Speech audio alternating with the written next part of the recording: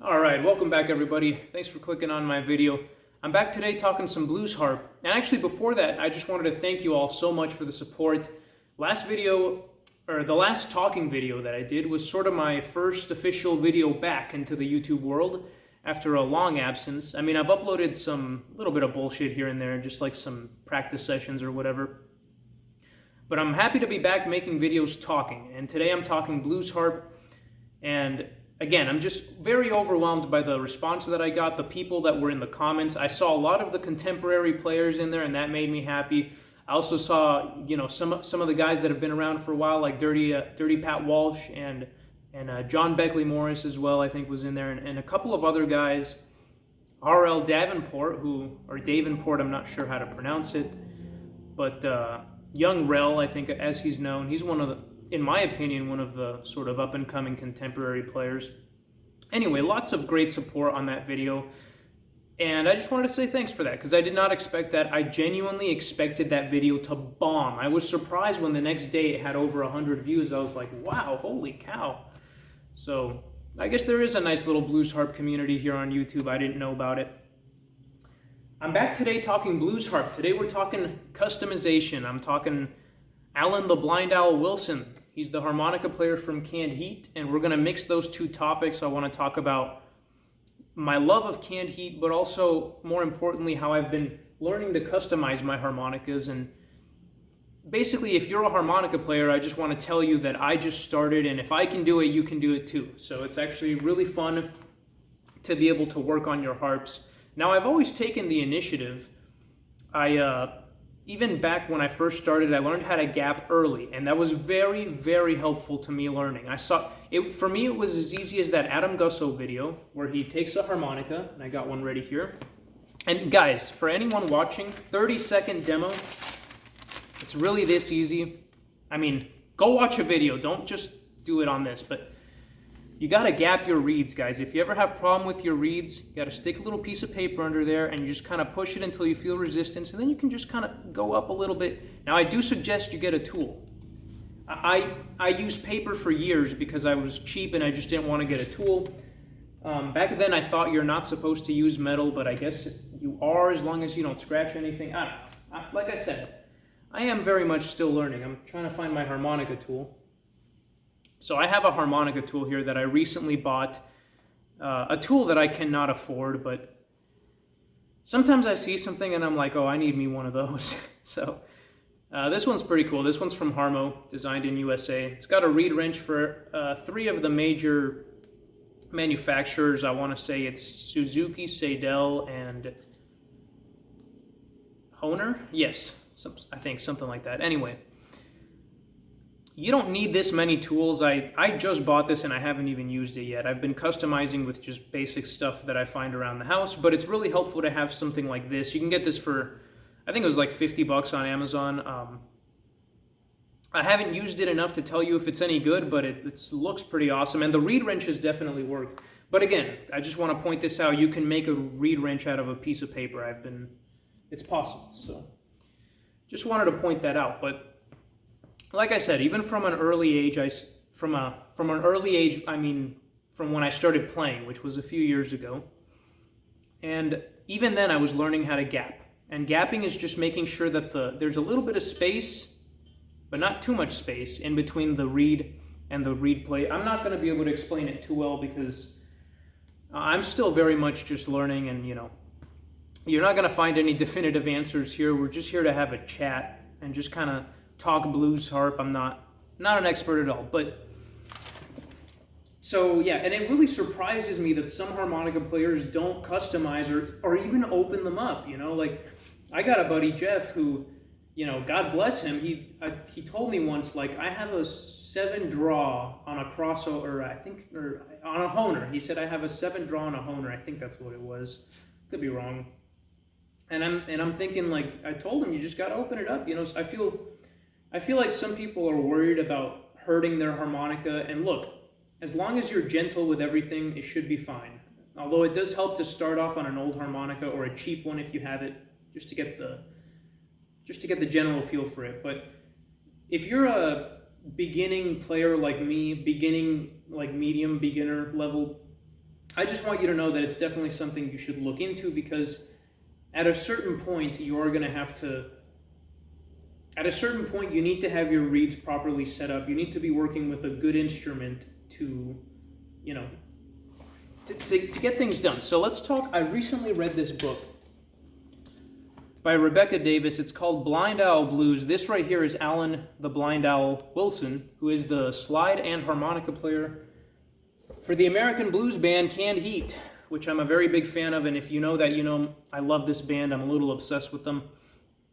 They were a late 60s blues band, and you know, I've been reading the book from the drummer, and you know, I just read this book about Alan Wilson's life. And Canned Heat's harmonica player has always intrigued me for several reasons. First of all, just like me, he's a harmonica and slide player, so I can definitely respect that, and he's greatly influenced my playing. Not only is he a fantastic player, I consider him sort of a, he was so modern, you know, like if you look at some of the Canned Heat songs that prominently feature Alan on harmonica, it's insane. That's what I show people when I want them to know what a harmonica can do. There's, you know,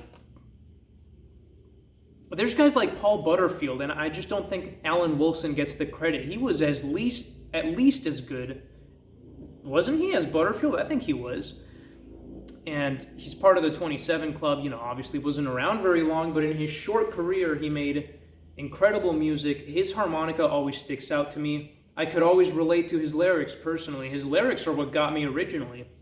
That's how I got into Canned Heat, was I was listening to Alan Wilson's Canned Heat songs. So now, one of my favorite Canned Heat songs is called On the Road Again. And if you are a harmonica player, you know that it's played on an A harmonica. The song is in the key of E.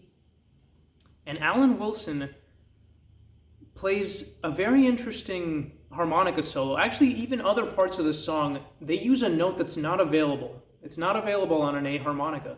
And I remember trying to play that and just thinking, like, what the hell's going on here? I know he's using an A harp because everything else fits in perfectly. But there's this one note that he hits sometimes, and I can't get it on the harp. Now, I'm not the first person, far from the first, to have noticed this. There's been many videos on it. I've seen probably all of them, honestly. And yeah, so the secret, he retuned one of his reeds. So when you have, where's my open harp? You got your reeds, right? And just a super quick down and dirty demo. This is an engraver. I'm not actually going to use it. But let's say you had a reed here. This is the one draw right here. Let's say that it was flat. It's not flat, but let's just say it was. I would take a tuner, I would play it, see that it's flat, and then I would shave off just a little bit of metal here from the top with this. And then I would play it again, and that would sharpen the pitch of the note back to normal. And if the note was, let's say that the note was sharp, you would do the opposite. You would take some metal off of the bottom of the reed. So I've known this for a long time, but I've never been brave enough to try it. You know, I already have a lot of money problems as it is, and I cannot afford to just be wrecking harps, you know. And unfortunately, I hate to tell you guys, I did ruin 2 harmonicas while I was learning to tune. The first one was a very cheap Baby Fat, if you guys have ever seen those. They're very similar to the Seidel 6-hole, but they're made in China, and they're actually 7-hole harmonicas. I had one in A. If you guys want to know my opinion, they're okay. They're like $25, so you definitely can't go wrong. And I mean, honestly, for the price, yeah, they really are okay. They're not great. So I had that one, and I tried to retune. I found out what Alan Wilson does in this song. He retunes to the 6th draw reed up a semitone, right? So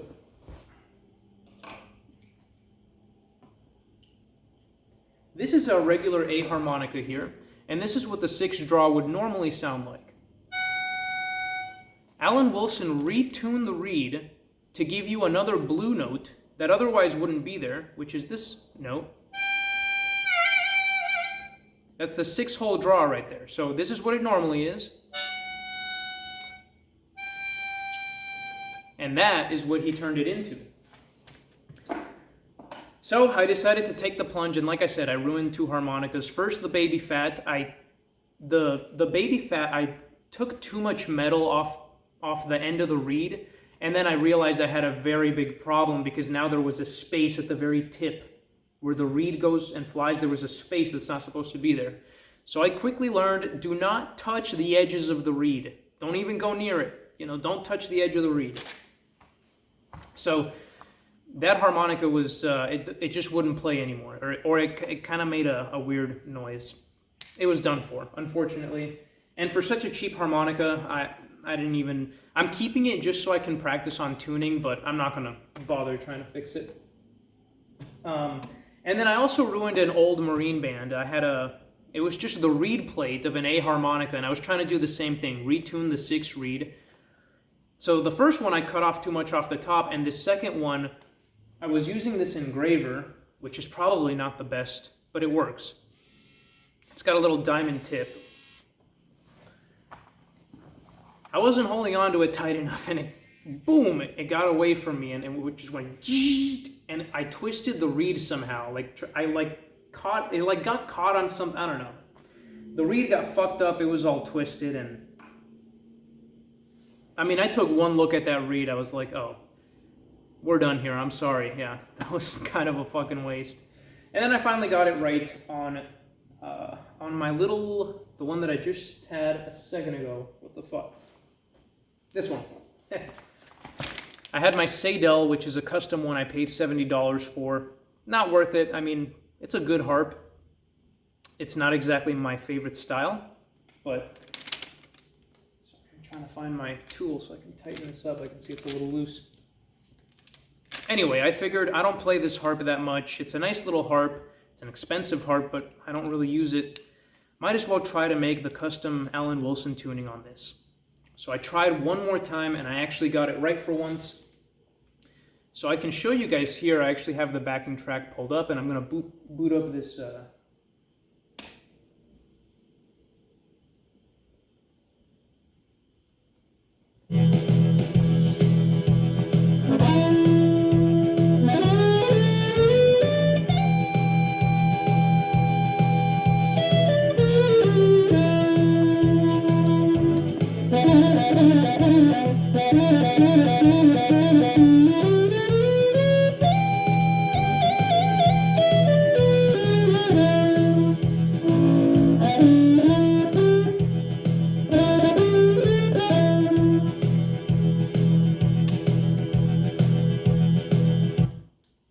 Sorry, that was partially just an excuse to show off my new, not my new setup. I've had this microphone forever, but I never thought to use this. This is a honeypot fuzz pedal, and I just love the tone. I was like, I basically needed an excuse to play this on camera. I uploaded another video earlier.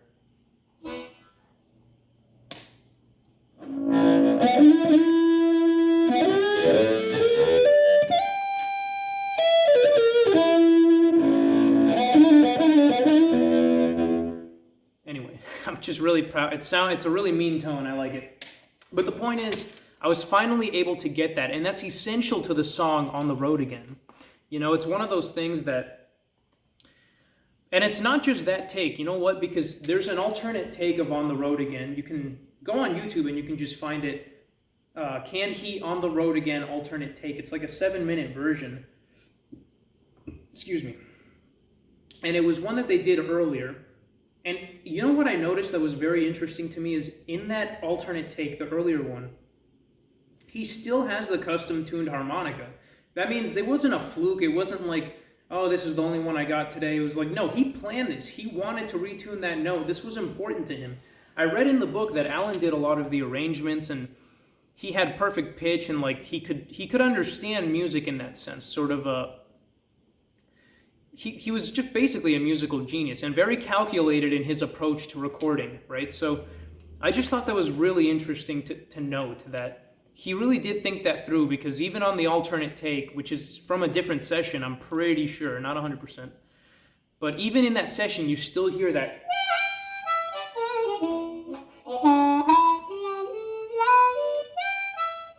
I don't know. It's kind of cool. It kind of gives it that... I almost want to say it kind of gives it a bit of a pentaharp feeling in the mid-upper register there. I don't know. It's very cool to have that extra note. Now, the reason I was about to do this to a bunch of my other harps, but then I realized sometimes I like to play something that's not blues, you know? Sometimes I like to play some jazz. Like, for example, Summertime starts on the 6th draw.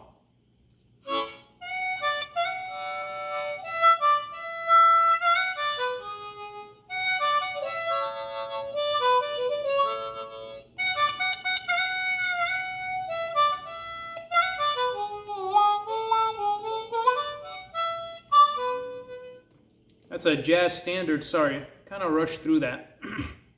Like I said, I don't particularly like playing and talking. It's got to be either one or the other, but I try to keep them somewhat separate.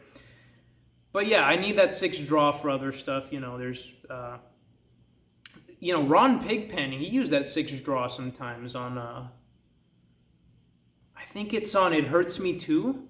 On It Hurts Me Too from the Europe 72. I think Ron Pigpen McKernan from the Grateful Dead, that's what I'm talking about. I think that's what it is. It was a cover of It Hurts Me Too, where I think it's a C harmonica, so the song is in G, and he does hit that 6th draw, which is interesting because I never use it, but sometimes I use it to emulate Pigpen, right? Well, now I'm just rambling.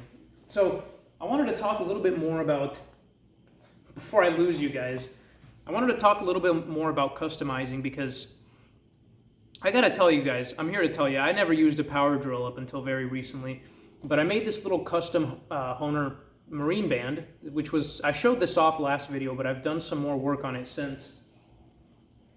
So, this is a brand new Marine Band here. This is my custom one. And I'm gonna go over some of the very simple things that you can do at home that I've been doing. First of all, you can see that the corners are rounded. You know, the corners because I've sanded them in comparison. Not much has changed in the front, although if you pay close attention, you'll notice that I have converted from nails to screws. This makes it a lot easier to take apart, you know. When I get a brand new Marine Band, to me, with my OCD, the first time that you have to open this up, you already compromised it. In some way, you compromised it. Obviously, that's probably not true. In fact, I know it's not true because I've done that to every single one of my Marine Bands, but in my mind, that first time that something goes wrong and you gotta open it or you gotta check the gapping, I hate that, you know?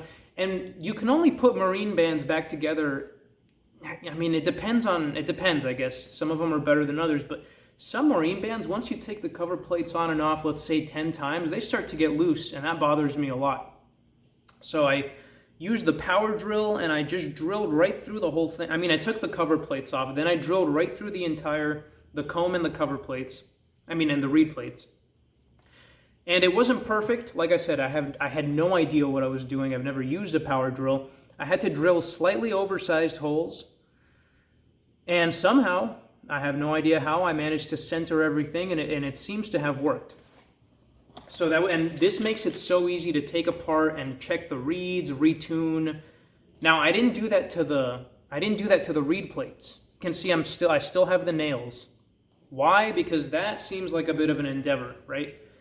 It seems like you'd need a drill press for that, right? I barely got away with using a hand drill to do this, so I'm not quite ready yet, but hopefully one day I can do the reed plates too, and that's really the last thing that I'm missing. Other than that, I have to learn how to emboss reeds, how to shape reeds, but I know how to tune them. My gapping has been getting better.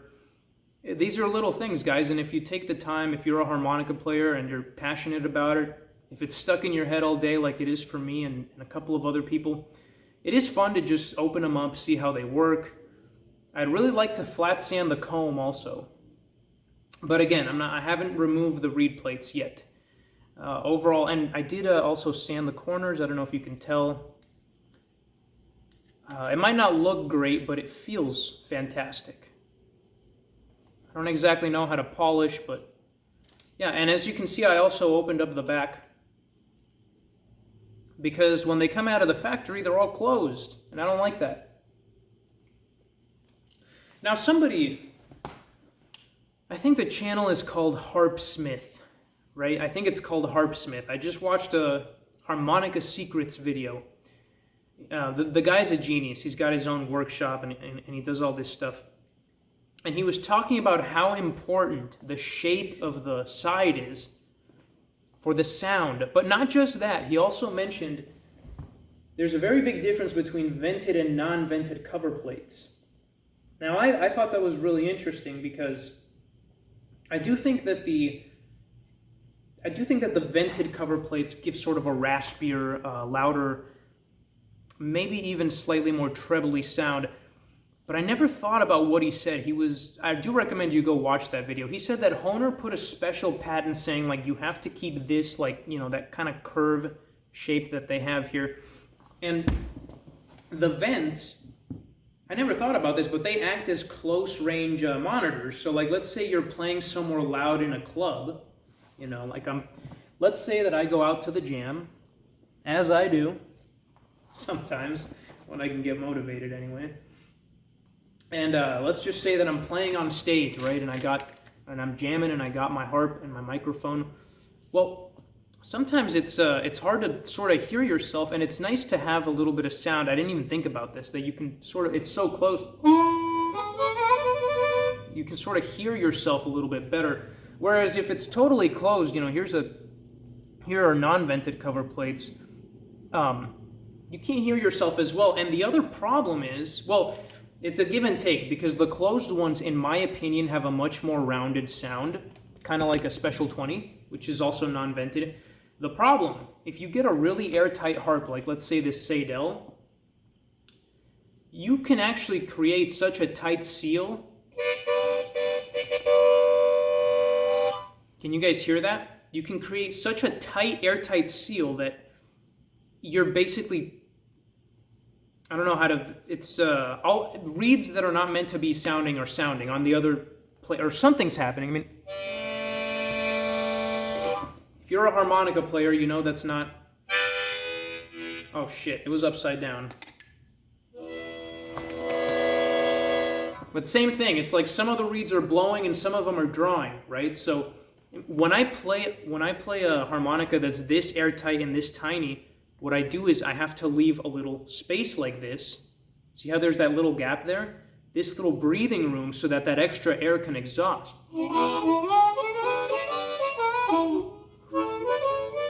This harmonica sucks. I don't like it very much, especially, well, here's the thing. This is a really good harmonica to amplify. I've noticed, in my opinion, that the stainless steel reeds are damn good for amplification. They really have a resonance. It's beautiful. But for regular playing, you know, like around...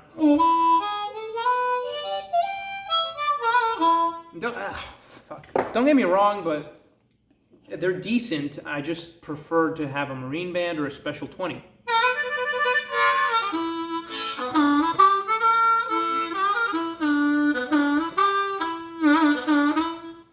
You know, to me, it just plays better. I feel like when I'm playing a Marine Band, I can just jump around. I can just fucking jump around like an animal anywhere I want. I can just, you know, like something like this, I get lost sometimes because of the amount of air that I'm like, wait, am I in between a hole? Am I on hole 1? Am I on hole 2? I don't fucking know because, but that being said, a lot of people swear by them, and there's definitely something about them that makes me want to go buy a whole set just to have them, just in case.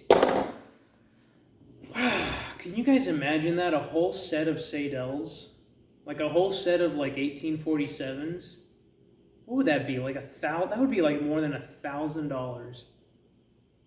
I don't think I've ever had $1,000. No, well, yeah, I guess I have a couple times. That's crazy. I know this guy at the jams. He's got a whole set of crossovers. Can you fucking believe that? Jesus Christ, must be nice. Alright guys, I don't think I have anything else. This video went on way too long. 24 minutes is way too long. So yeah, if you're a harmonica player, you should get into it. It's fun. Yeah, my brain just went dead. I think you guys noticed a second ago there. I just about lost it. I'm about to go nonverbal on you guys here, so enjoy. Don't talk shit on the Fender frontman because I think it sounds pretty okay.